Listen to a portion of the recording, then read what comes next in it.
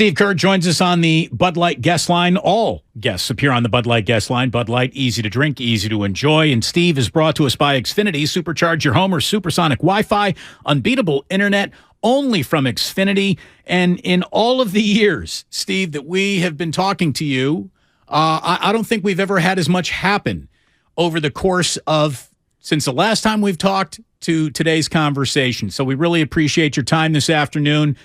Welcome to your much-deserved, I'm sure, happy to see it, NBA All-Star break. You could probably use one right about now.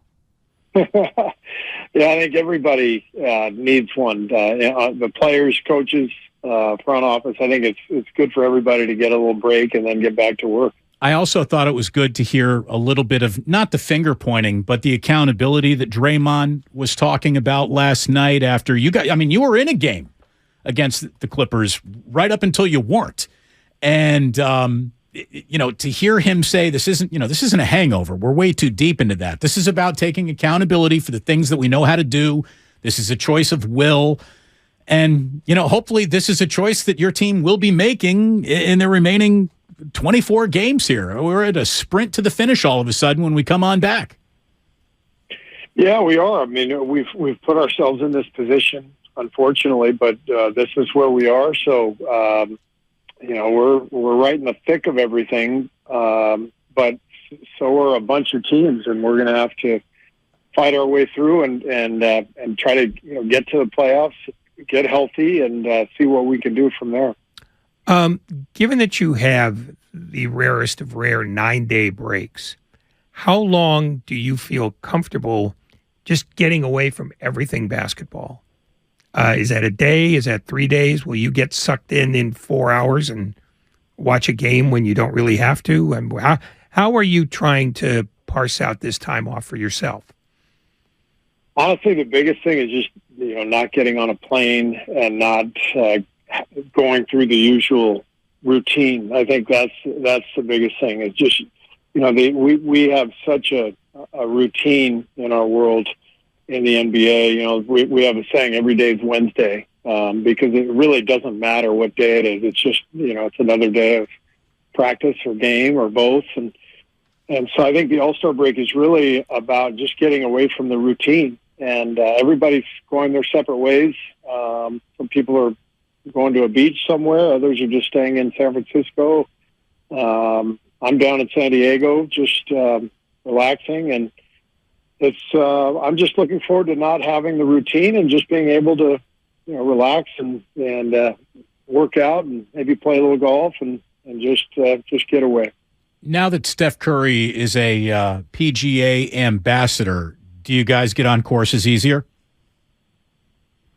I was not aware. He's a PGA ambassador? Yeah. Like Steph Curry has been added to a list that includes like former presidents and, Bob Hope and all sorts of entertainers. He is now like an official golf ambassador, which means at the very least you guys should get like free buckets of balls and carts when you show up, right?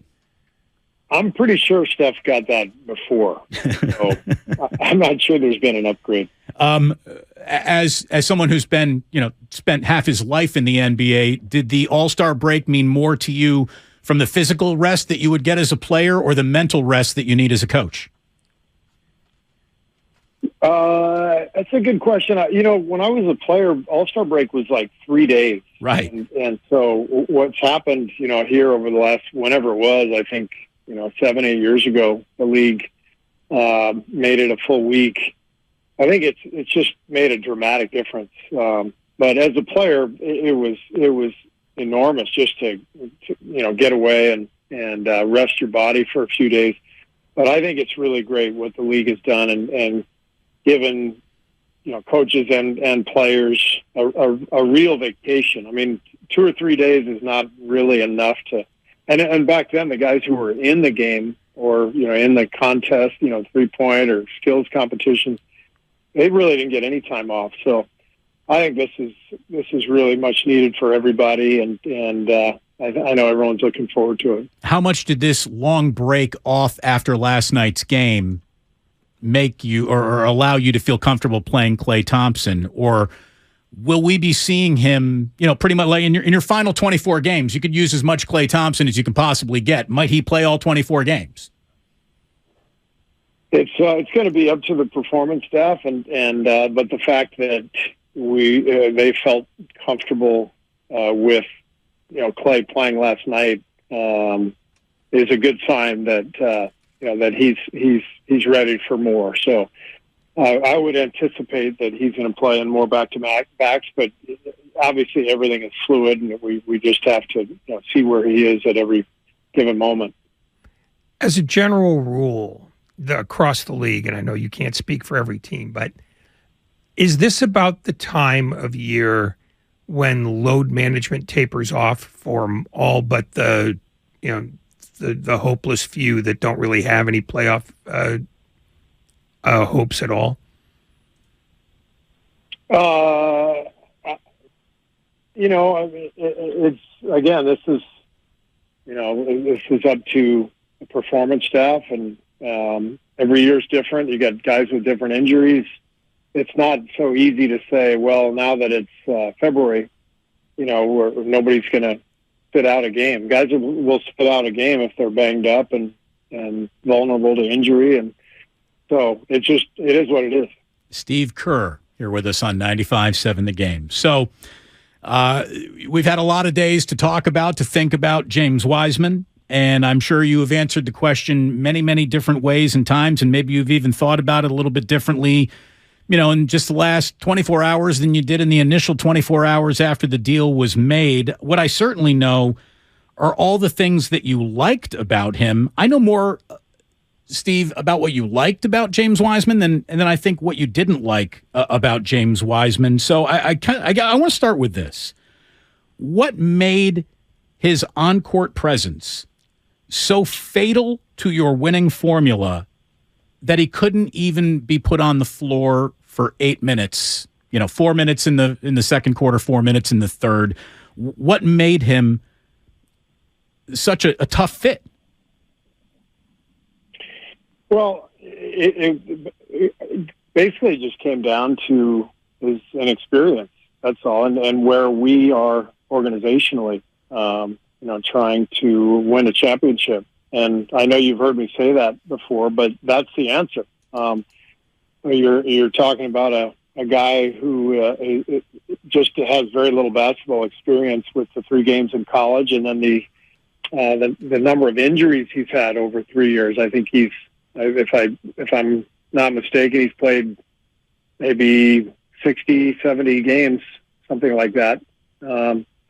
It's just not enough when you're talking about competing for a championship, and that's where the issue came. And I know Bob has talked about it. I've talked about it. We love James. We love his talent, love his character, and still feel that way. And bottom line, he just didn't have enough experience to be in the situation with this team, with this continuity. Because I couldn't afford to give him the runway that he needed to make some mistakes and go out and play. If ultra raw and young talent became a problem for James Wiseman, it obviously didn't stop you guys from taking a chance on Jonathan Kuminga. What do you wish you could have taken out of Kuminga and put into Wiseman that would have made Wiseman more playable for you so early in his basketball life? Every player is a different case, and so I wouldn't even answer that question, because they're just you're intimating that James was missing something that JK has. That's not the case. It's 2 entirely different sets of circumstances and 2 different positions. The center position is much more difficult to play than the wing position, and so there's just a lot of factors in play, and it's not so easy to just say hey, here's your answer. If he wasn't the all-court answer to what you hoped you might have drafted, was there no situational fit that could have been coached into him? Like you said, you're a team that's trying to defend a championship, and it's not the easiest system, but still, like setting a good screen and grabbing a rebound are all part of it too. Could he have just been reduced to a remedial level of execution where you could have gotten more out of that? I'm assuming that you tried. Like, I want to give you and your coaching staff all the benefit of the doubt. We've seen you guys have a staggering amount of success, and it just feels like here is someone with so much raw talent that you claim to have liked working with so much. It's amazing that something couldn't have been crafted out of him.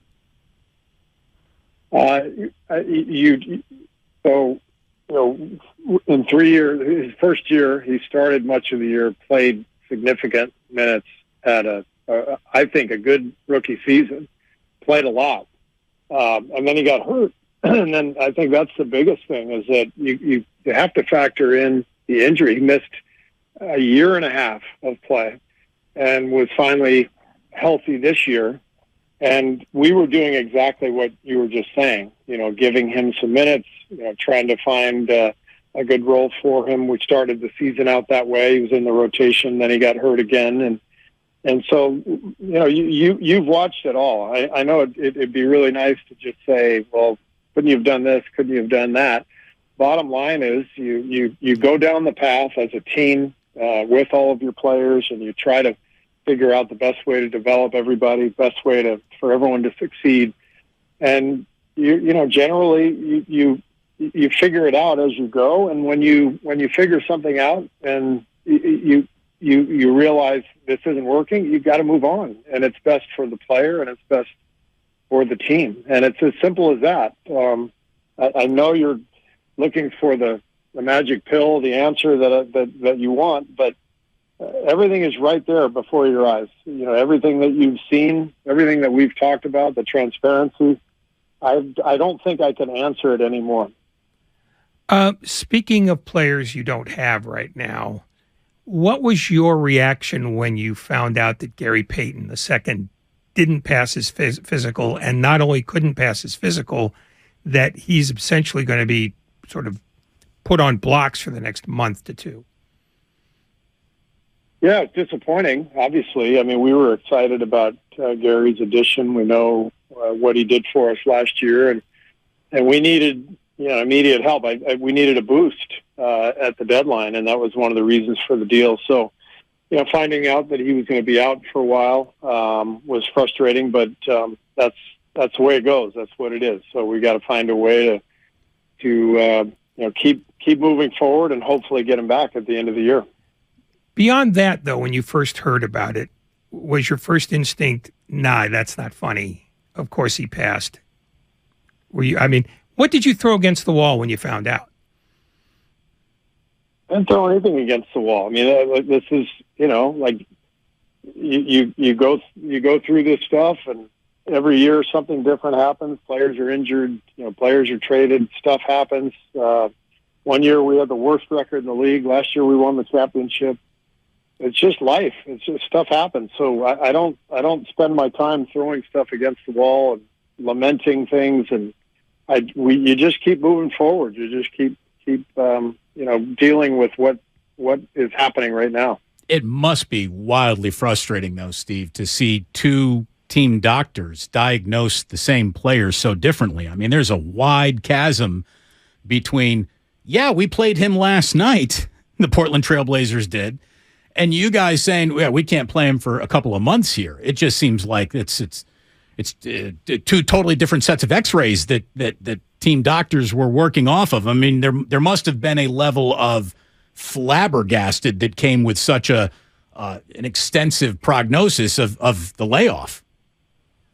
This is why I like being a coach better than being a general manager. As a coach, you just you deal with what's right in front of you. As a general manager, you've got all kinds of stuff like that to deal with. And I know Bob has talked about it, and Bob is limited in what he can say, and so am I. So, we are where we are. As the weekend went on and the decision was being made to whether to accept the trade or not, were you just sort of sitting in the room letting Bob make the decision? How much input did you feel comfortable having, because the machinations were in some ways sort of above your pay grade. Now we had a meeting early in the week, maybe Monday, with the coaching staff and the front office to talk about all the different possibilities and how would this guy fit, how would that guy fit.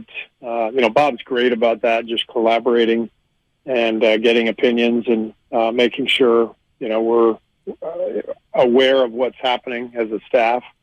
And then the next few days, it's just a matter of Bob's doing all that work. I'm preparing for games. I think we were in Portland for the last 2 days before the deadline. So if he had anything to share with me, he would call me, and if not, then he wouldn't. And and then I think we got back late at night after the Portland game, when the trade deadline was like noon the next day, and that's so he called me that morning, and that's when everything came to fruition. Warriors head coach Steve Kerr, as you're looking for answers over your final 24 games here, pressing towards a seed, might you find some of the answers to the questions in Patrick Baldwin Jr.? Because I mean, you're basically left painting with the palettes that are on your board right now, and you're not going to have Gary Payton II until quite a bit of time. So you got to deal with what you got to deal with. Is there anything that you can maybe find in him, since he hasn't been explored very much? What's his progress? How does he avoid becoming, James Wiseman Part 2, for a lack of a better way to describe it? I don't even understand why you would phrase the question like that. Patrick Baldwin is a rookie, and he's running his own race, and he's done really well this year. He's playing in Santa Cruz tonight. He's helped us win some games this year. He's learning, he's growing. He's another guy who has very little college experience, so it's all about the development process. And I think what you got to understand is, with every young player, there's development and there's fit, and you just draft guys, you work with them, you go through the season, and generally rookies aren't going to play much, especially these days, given the lack of experience. So, I think Patrick's long-term prospects are really good. He's, got great size and shooting ability. He's a great kid. So we're really excited about him. But, I just think it's so unfair to make any proclamations, about him or even James, or it's just, but I guess this is the way it is. So you got to ask what you got to ask. When do you come back to San Francisco and get re-immersed in all of your tasks? I mean, how long do you, I don't want to say feel comfortable, but how long a break do you feel is best for you before you start getting antsy and want to get back involved as much as you're involved on a day-to-day basis? We will meet on Tuesday in LA, because our first game back is in LA Thursday. And so we're going to practice Tuesday night and then Wednesday. And so that's the plan, is for everybody to convene in LA, and I'll be doing some work, between now and then, and, just getting ready. No team in NBA history has ever won an NBA title without being at least 6 games over 500. The 1978 Washington Bullets were 44-38, and they finished 6 games over 500, went on to win the title. In your final 24, we did the math on this. Took us a calculator, too, because no one here is too bright. 15-9 to match the Bullets' record. As you guys are trying to defend an NBA title, I asked you a couple of weeks ago, the last time we talked to you, if you thought that you still could defend your NBA title. It was an emphatic yes. At 29-29, with the no early dividends, unfortunately, to be found in the trade deadline because of the Gary Payton II injury. Do you still feel like this team is going to be capable of putting together an honest defense of this title as a playoff team? I do. I do feel strongly about that. And I really don't care about the Washington Bullets of 1978. I'm pretty sure that doesn't apply right now. So the only thing that we're worried about is getting ready for these last 24 games and trying to get guys healthy. And if we can put ourselves in a position where we are healthy, with Steph and Gary coming back, I like what I'm seeing. I like the way Clay's playing. I like the way Wiggs has played. The last few games, Dante's had an amazing second half of the season. So we got guys playing well. We just got to put it all together, and I really believe that we can do that.